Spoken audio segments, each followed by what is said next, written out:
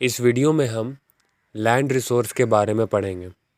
हम जानते हैं कि अर्थ पे 97% वाटर रिसोर्स है और 3% लैंड रिसोर्स है। एक ह्यूमन के लाइफ को बिना लैंड रिसोर्स के इमेजिन कर पाना इम्पॉसिबल है, क्योंकि एक ह्यूमन अपने सर्वाइवल के लिए पूरी तरह से लैंड पे डिपेंडेंट होता है। भारत में भी हमारे पास एक बहुत बड़ा लैंड रिसोर्स है और ये बहुत वैरायटी के लैंड रिसोर्स इंडिया में मौजूद हैं, जिसका इस्तेमाल डिफरेंट डिफरेंट पर्पस के लिए किया जाता है और जो हमारे लाइफ के लिए बहुत इम्पॉर्टेंट है।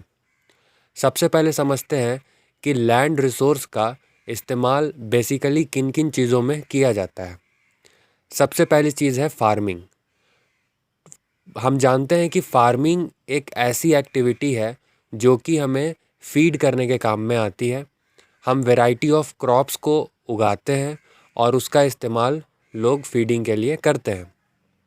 फार्मिंग एक बहुत ही प्राइमरी एक्टिविटी है और जो केवल लैंड पे ही की जा सकती है, इसलिए लैंड एक रिसोर्स बन जाता है फार्मिंग के लिए।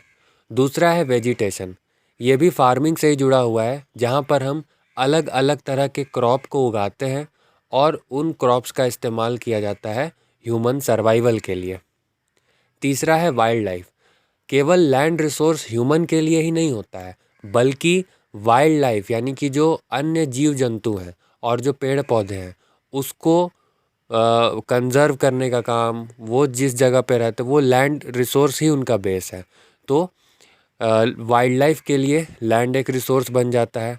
ह्यूमन लाइफ के लिए हम जानते हैं कि जितना भी हम एक्टिविटी करते हैं वो सब का सब लैंड पे ही होता है। और चौथा है इकोनॉमिक एक्टिविटी। तो हम अपने सर्वाइवल के लिए, अपनी इकोनॉमी को बनाने के लिए, बढ़ाने के लिए लैंड पे ही सारी एक्टिविटी करते हैं और इसी लैंड के रिसोर्स का इस्तेमाल करते हैं। तो जैसा कि हम इन 5 फैक्टर से समझ पा रहे हैं कि चाहे वो फार्मिंग हो, वेजिटेशन हो, वाइल्ड लाइफ हो, ह्यूमन लाइफ हो या कोई भी इकोनॉमिक एक्टिविटी हो, हर एक चीज़ में लैंड की ही ज़रूरत है और यही हमारा फंडामेंटल है।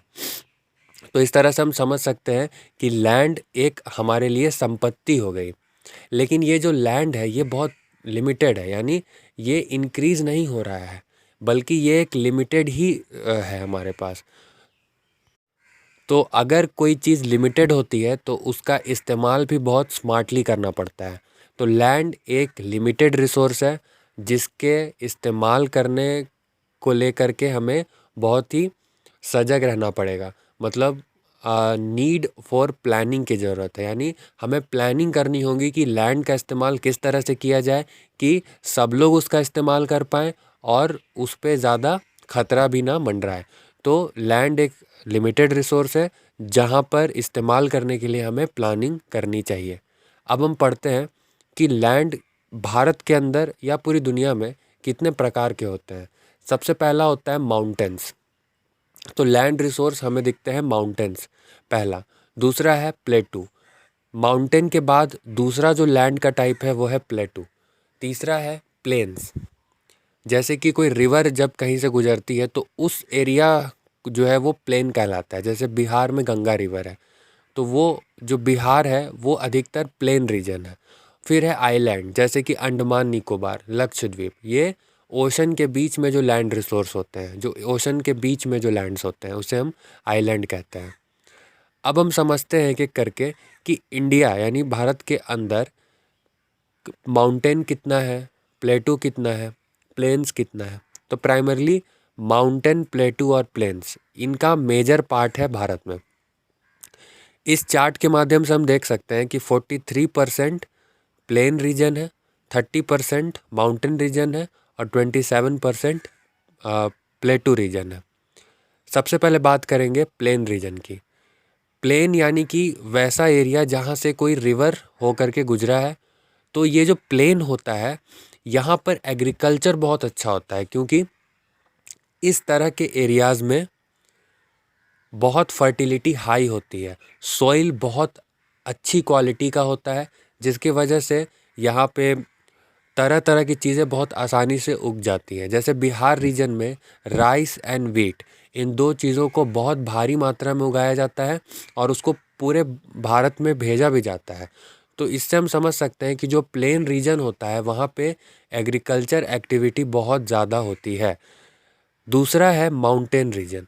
माउंटेन रीजन जो है, यहाँ से कई सारी नदियों का एक स्रोत निकलता है, मतलब कि बहुत सारे रिवर का सोर्स होता है। जैसे हम भारत में देखें तो माउंटेन है, हिमालयन चेन जो है, तो अब हिमालयन चेन से बहुत सारे रिवर्स निकलते हैं, जैसे Ganga river. Ganga river 2800 kilometre लंबी नदी है और वो हिमालयन चेन से ही निकलती है और वो आगे चल कर के प्लेन तैयार करती है नॉर्थ इंडिया में। और ये जो माउंटेन है ये लगभग 30% होता है। सिर्फ रिवर का सोर्स ही नहीं होता है माउंटेन, बल्कि ये हमें टूरिज़्म के लिए तो ये एक जगह बन ही जाता है माउंटेन रीजन। साथ में जो माउंटेन रीजन होते हैं यहाँ पे प्लांट की बहुत ही रेयर प्रजाति जो बाकी कहीं और देखने को नहीं मिलती है वो हमें मिलती है। दूसरा, एनिमल के कई सारे प्रजाति जो हैं वो इस माउंटेन रीजन में रहते हैं। तीसरा है प्लेटू रीजन, जैसे झारखंड। भारत में टोटल 27% प्लेटू रीजन है और फॉर एग्जांपल जैसे मैंने झारखंड के बारे में बात किया, तो झारखंड जैसे प्लेटू रीजन वाले इलाके में मिनरल्स बहुत अधिक मात्रा में पाया जाता है। यहाँ पे फॉरेस्ट यानी जंगल बहुत ज़्यादा होते हैं, जिसकी वजह से बहुत बड़ी रिसोर्स की जो है यहाँ पे एक तरह का स्टोरेज होता है। तो इस तरह से हमने देखा कि इंडिया में माउंटेन, प्लेटू और प्लेन्स ये किस तरह से डिस्ट्रीब्यूटेड है। आखिरी है आइलैंड्स। आइलैंड्स जैसे अंडमान निकोबार, लक्षद्वीप, ये सब जो जगह होती है ये पूरे ओशन लाइफ से घिरा हुआ होता है। और हम जानते हैं कि जितना प्लांट और एनिमल लाइफ हम लैंड पे देखते हैं उससे कई ज़्यादा ओशन के अंदर एक्वेटिक लाइफ होता है और वहाँ पे भी बहुत ही रेयर प्लांट और एनिमल लाइफ हम देखने को मिलते हैं।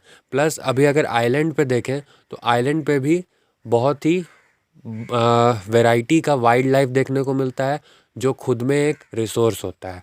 इस वीडियो में हमने लैंड रिसोर्स के बारे में पढ़ा। अगले वीडियो में हम लैंड यूटिलाइजेशन को पढ़ेंगे। Thank you.